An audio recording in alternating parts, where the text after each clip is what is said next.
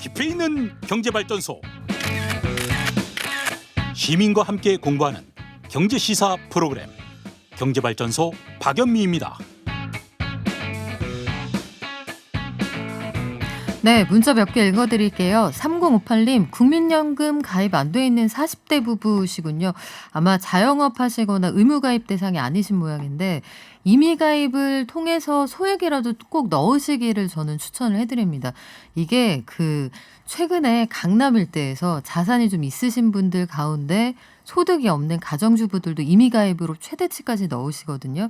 국민연금은 기본적으로 돈 벌려고 만든 금융 상품이 아니잖아요. 국민들에게 가능한 얹어주려는 시스템으로 돼 있기 때문에 이거는 하나 꼭 들어주시라고 저는 말씀을 드리고 싶고, 6758님 국민연금 홍보대사가 됐어요. 경제발전소 덕분에 해주셨는데 새언니가 9년 몇 개월 납부하고 안 내셨군요. 최소한 10년 납부하시는 게 좋다고 해서 설득해서 이미 가입했습니다. 네, 이거 해두시면은 좀 든든하게 나중에 도움되실 수 있습니다.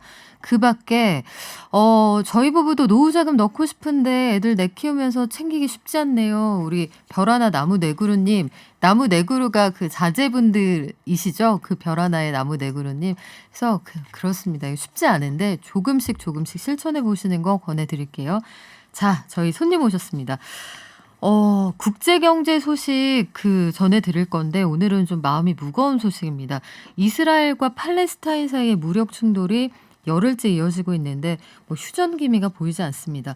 왜 그러는 건지, 앞으로 어떻게 흘러갈지 복영식 연세대학교 통일연구원 교수와 함께 알아보겠습니다. 안녕하세요. 안녕하십니까. 네, 화면을 통해서 전해지는 가자지구의 모습이 참 참혹합니다. 이번 사태가 바이든 행정부의 외교 정책에는 첫 번째 아주 중요한 시험대라는 지적이 나오죠. 예, 그렇습니다.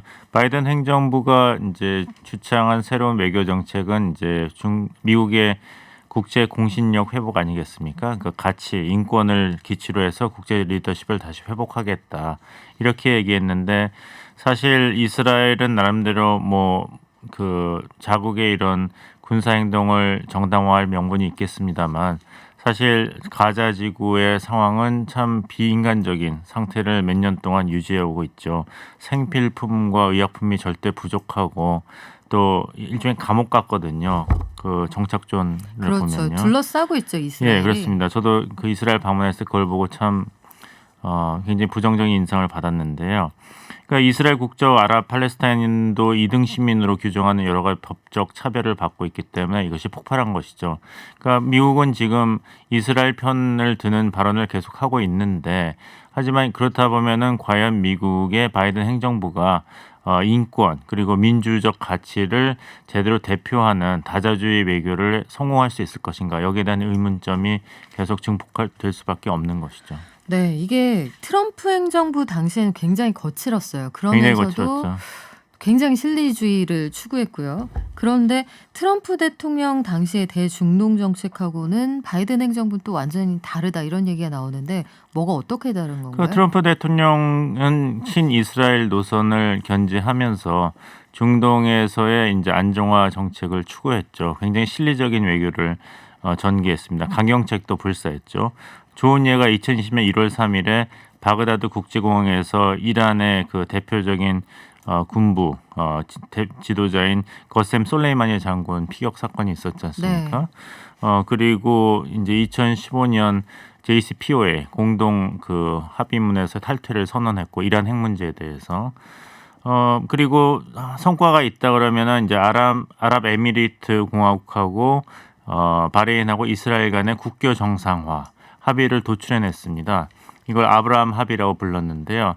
그 당시 이제 트럼프 대통령이 이야기한 것은 사우디아라비아를 포함해서 중동의 6개 국가들이 이스라엘하고 국교 정상화를 할 것이기 때문에 이제는 이스라엘 팔레스타인 문제가 정치적으로 해결될 것이다, 실리주의적인 접근을 할 것이다 이야기를 했어요. 그래서 그 다음에 모로코랑 수단도 사실 이제 이스라엘과 국교 정상화를 했는데, 이번에 이런 이스라엘과 팔레스타인 간의 무력 충돌이 일어남으로 해서 다시 팔레스타인 데이, 팔레스타인 커즈가 수면에 떠오르게 됐습니다. 그러니까 아랍 국가들은 이런 사우디아라비아를 포함해 실리적으로 이스라엘 문제에 접근하기보다는 다시 한번 우리가 팔레스타인을 그냥 내버려둘 수가 없다. 이거는 아랍권의 수치다. 이래서는 안 된다고 이제 이란의 최고 지도도 얘기를 했는데 다시 한번 아랍 세력권이 이제 반 이스라엘 그런 연대를 만들 가능성이 높기 때문에 바이든 행정부로서는 큰 이제 도전에 직면하게 돼 있고 사실 네타냐후 총리 입장에서는 정치적인 입지가 강화됐습니다. 아무래도 위기 상황이 초래됐기 때문에 그래서 사우디아라비아와 이스라엘의 공동 이익은 이란이 패권 국가가 되는 것을 방지하는 것이었거든요. 그런 면에서는 신기하게도 사우디아라비아 아랍 국가와 이스라엘 간에 어떤 전략적 제휴가 있었는데 그것도 이제는 와해될 가능성이 높아졌습니다. 그렇군요. 이게 참 복잡하고 기민하게 돌아가고 있는 상황인데 이스라엘하고 팔레스타인 사이의 이 휴전 혹은 종전의 기미가 전혀 보이지가 않는단 말이에요. 뒤에서는 지금 미국이 이스라엘을 설득하고 있다 해서 이스라엘이 말을 좀 바꾸고 있다는 얘기 나오고 있습니다만 이번 사태가 세계 경제에는 어떤 영향을 미치게 되는 거예요? 그러니까 이제 중동을 보면서 우리는 이제 미국과 중국의 패권 경쟁을 볼 수가 있습니다. 뭐냐면은 오바마 행정부 때도 그 부시 행정부에서 이제 이라크, 아프가니스탄 전쟁 때문에 중동에 초점을 맞춤으로써 대중국 견제를 실패했거든요. 중국이 굉장히 세력 확장하는 것을 그냥 놔뒀죠.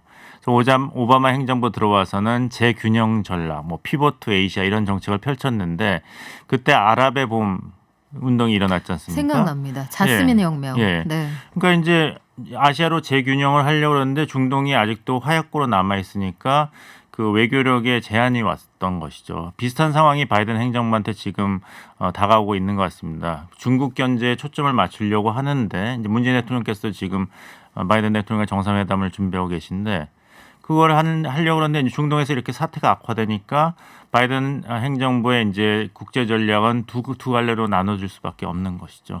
그러니까 미국의 중국 때리기가 상당 부분 약화되지 않을까 이런 면을 경제적인 관점에서 한번 주시해 볼 수가 있겠습니다. 네. 미국이 신경 쓸 게 많아지면은 아무래도 현존하는 문제 그리고 우선순위가 좀 달라지게 되겠네요. 그렇죠.